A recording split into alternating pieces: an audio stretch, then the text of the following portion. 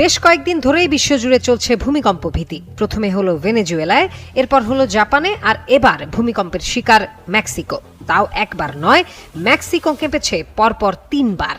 দেশটির পশ্চিম উপকূলীয় এলাকায় কয়েক ঘন্টার ব্যবধানে 3টি ভূমিকম্প আঘাত হানে। এর মধ্যে সবচেয়ে শক্তিশালী ভূমিকম্পটি ছিল 6 মাত্রার। ভূমিকম্পগুলোর উৎপত্তি স্থল ছিল মেক্সিকোর সিনালোয়া অঙ্গরাজ্যের এল প্রোগ্রেসো ও টোপোলা বাম্পো উপকূল সংলগ্ন প্রশান্ত মহাসাগরীয় এলাকা।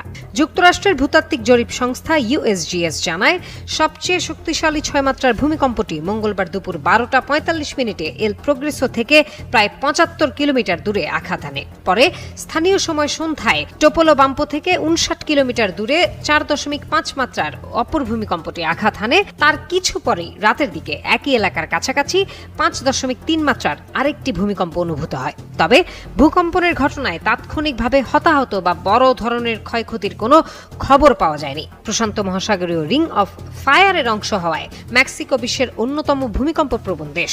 এ কারণে দেশটির বিভিন্ন অঞ্চলে মাঝে মধ্যেই মাঝারি থেকে শক্তিশালী ভূমিকম্প অনুভূত হয়।